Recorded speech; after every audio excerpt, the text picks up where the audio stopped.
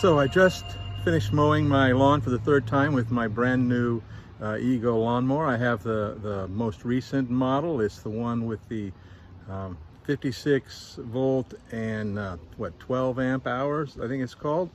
I've been looking at electrics for a long time, but the batteries were never good enough, but this battery is really good. So let me share just with you a few things, my experience after having used this for 3 different times. So here it is. Let me just show you a few things. I've mowed the front and the back of my lawn. I got about 1/3 of an acre, and it's showing the battery at 25% left.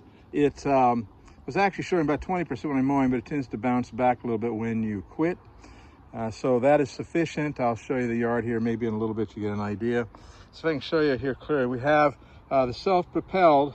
You just turn it on and off. Okay, so there it's off, and then you just push this button, it goes back on.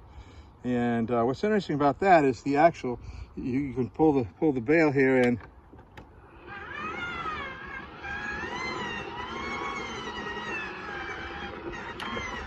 and the self-propelled motor works without the lawnmower running. Really easy to start. It's a little tricky holding the phone and doing it. I'm not quite sure how I'm going to do that. But I'm just going to push it down here. I'm going to show you. I'm going to push down this button here for 1 second and then pull the bail.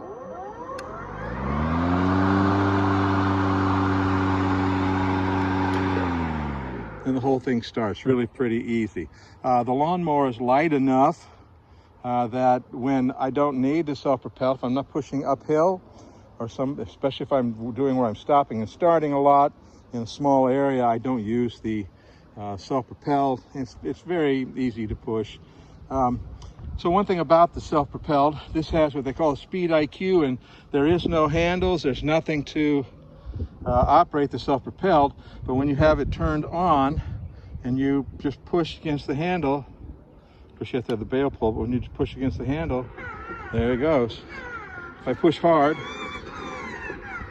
it goes faster. Now, some things I'd read about the self-propelled, the speed IQ, had made me concerned about purchasing this particular model. And but after reading some more reviews, I came to the conclusion that it's really not a problem. It just takes a little bit of getting used to. Pretty easy. You can turn it off and on, so turn it off when you don't want it on. And so it's really not a big deal. I think the more I use it, the more used to it I get, and it's really pretty nice, actually. One of the things really nice about it is it does have this easy, just one handle, changing the height. I mow front lawn and back lawn different heights because of different circumstances there. And so that is nice and easy. It does get really dusty and dirty, not a big deal. And the handle, I'll show you here some more in just a minute. Anyway, so here's the battery. You just do that and it pops right out. Where you can, there is the battery. It's quite heavy. And you push it down and just push it down, just like that. Close it up. Pretty simple to do. The way the mower starts, I mean, when you can store it, or when you first put it together, is this, the handle is like that. And of course, this can go up and down, so you can stand it up. I'll show you that in a little bit. But to run the lawnmower, you have to open this up and then just pull this handle up until it's all the way out, and then you just lock it back down. So real easy to do. All right, so when I'm done, really pretty easy here. Like I said, I just showed you a minute ago, we pull the battery out. I'll set the battery aside and then go back over here to the lawnmower and close this down. I'm gonna put the handle down I showed you a minute ago, lock that up. And then I'm going to take this handle here, just squeeze it in and bring the handle all the way down. And it's locked in place. And then the lawnmower just stands right up like that.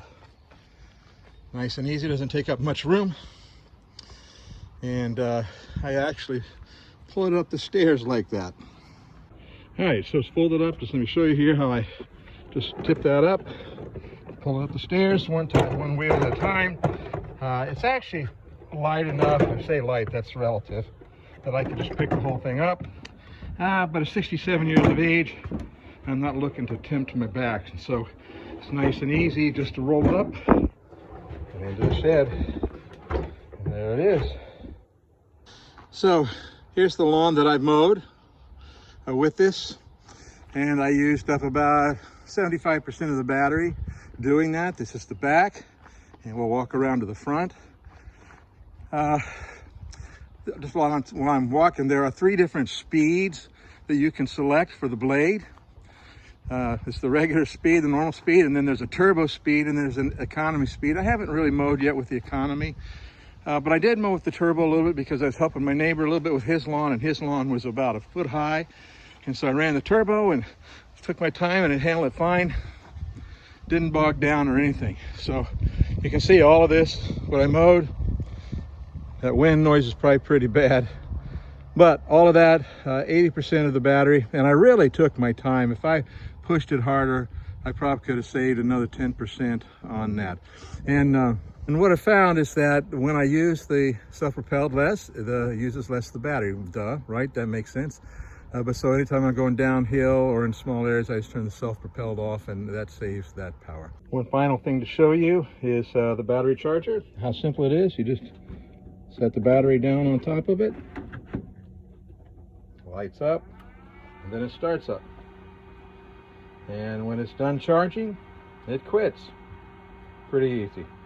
Oh, and I think it'll charge from 0 up to 100 in about 75 minutes, 1 hour and 15 minutes.